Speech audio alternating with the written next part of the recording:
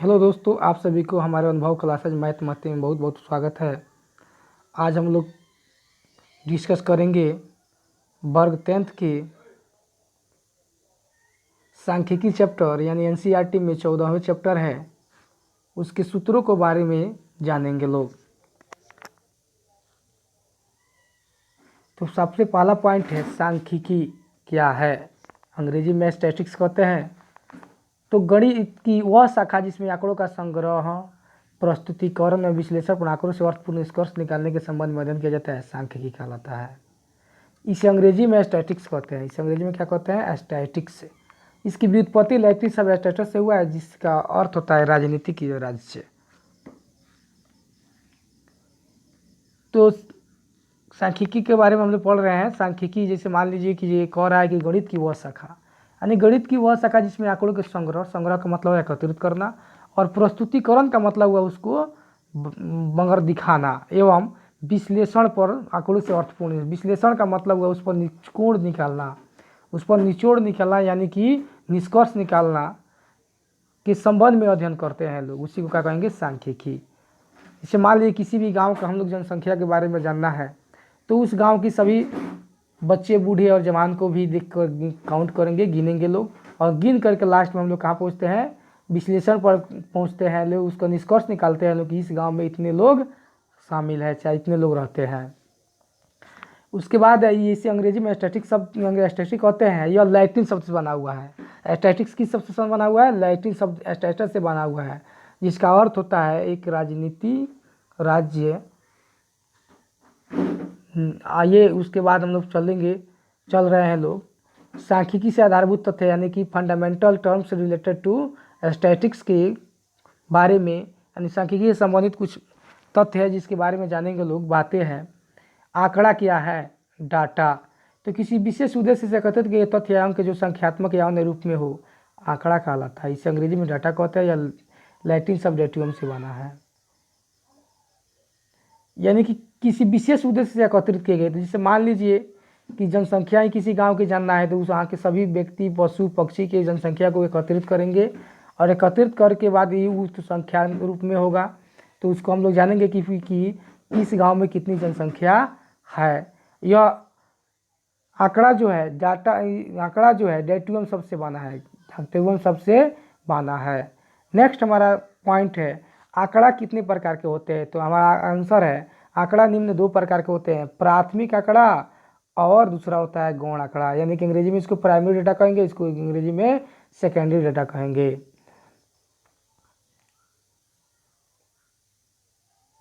तो प्राथमिक आंकड़ा क्या है? आंकड़ों का वह संग्रह जिसकी सत्यता का उत्तरदायित्व प्रेक्षक को होता है, प्राथमिक आंकड़ा कहलाता है। कहने का मतलब कि जिसकी जिम्मेदारी प्रेक्षण करने वाले पर हो, जिसकी मान लीजिए कोई काम कर रहा है या उस पर उसका निर्भर हो, उस पर उसका जिम्मेदारी हो कि, तो उसी को कहेंगे प्राथमिक आंकड़ा कहेंगे। आज इस पर कोई जिम्मेदारी किसी व्यक्ति की नहीं हो। आंकड़ों का वह संग्रह जिसकी सत्यता का उत्तरदायित्व प्रेक्षक पर नहीं हो, यानी कि किसी व्यक्ति पर जिसकी जिम्मेदारी कोई नहीं हो, किसी व्यक्ति पर जिसका जिम्मेदार वो न हो, उसको हम लोग क्या कहेंगे? गौण आंकड़ा। इसे द्वितीयक आंकड़ा भी कहा जाता है। नेक्स्ट पॉइंट है परिसर क्या है, यानी अंग्रेजी में इसको रेंज कहते हैं। तो आंकड़े के उच्चतम मान और न्यूनतम मान के अंतर को क्या कहते हैं? परिसर कहते हैं। यानी परिसर होता है उच्च मान माइनस निम्न मान।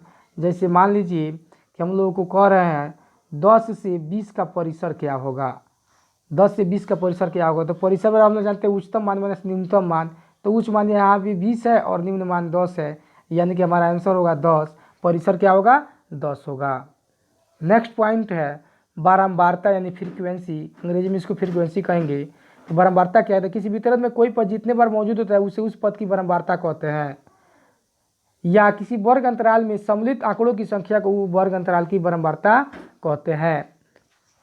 जैसे मान लीजिए कि आपको दे दिया जाए कि 2 3 4 3 2 5 की बारंबारता क्या है, तो यहाँ 5 2 कै बार है? एक बार, 2 बार, यानी 2 की बारंबारता कितनी है? 2, 1 2। इस वितरण में कितने बार 3 है? तो 2 बार है। 5 कितने बार है? एक बार, एक बार, यानी कि 1 कितने बार है? एक बार मान लीजिए। तो इस वितरण में ये कितने बार है, एक बार। तो इसको कहने का मतलब हुआ कि जी 2 की बारंबारता कितनी है, 2, 3 की बारंबारता कितनी है, 2, 5 की बारंबारता कितनी है, 1, और 1 की बारंबारता कितनी है, 1। यानी कहने का मतलब कि इस वितरण में 2 कितने बार मौजूद है, 2 बार, 3 कितने बार मौजूद है, 2 बार, 5 कितने बार, 1 बार। तो यही इसका क्या हुआ, बारंबारता हुआ। नेक्स्ट,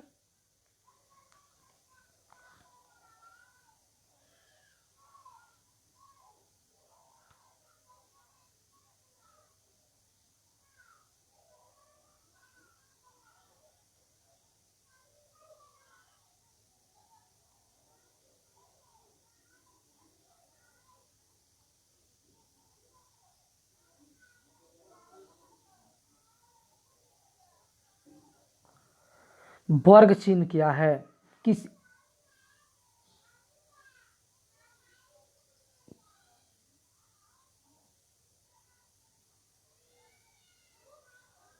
किसी वर्ग अंतराल का मध्य बिंदु अथवा उच्च सीमा और निम्न सीमा के औसत को उस वर्ग का वर्ग चिन्ह कहते हैं। यानी कि वर्ग चिन्ह बराबर होता है उच्च सीमा प्लस निम्न सीमा बटा 2।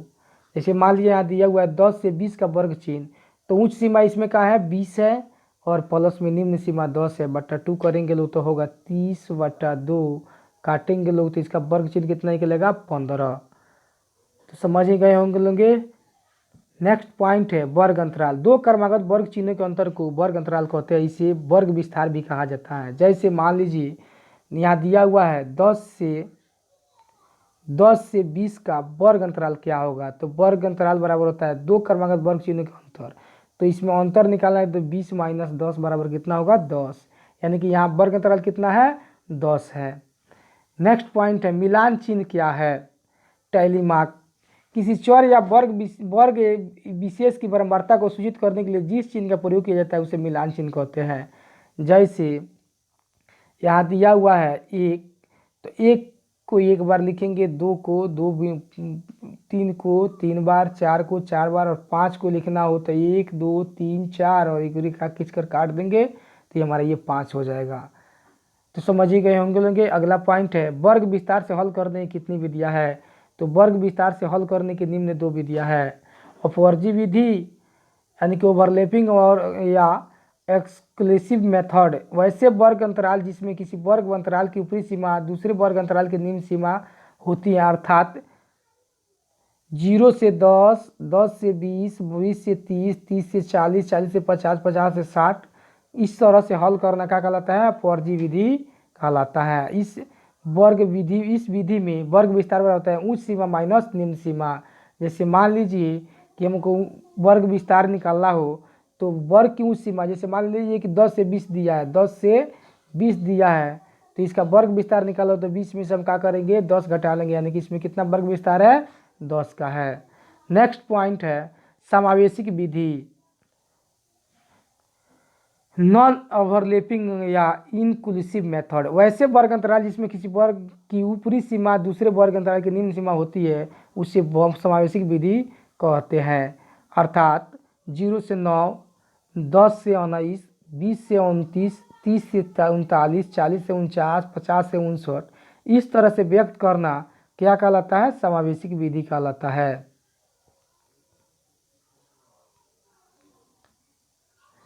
यानी कि समावेशिक विधि में वर्ग विस्तार बराबर होता है वर्ग की उच्च सीमा माइनस निम्न सीमा प्लस 1। जो कहने का मतलब हुआ कि इसका वर्ग अंतराल निकालेंगे। जैसे मान लीजिए 0 से 9 दिया है, इसका वर्ग अंतराल निकालने के लिए हम लोग क्या करेंगे, उच्च सीमा तो 9 में से 0 को घटाएंगे और 1 को जोड़ेंगे, तो 9 में से 0 जाएगा 9 और 1 बराबर कितना होगा, 10।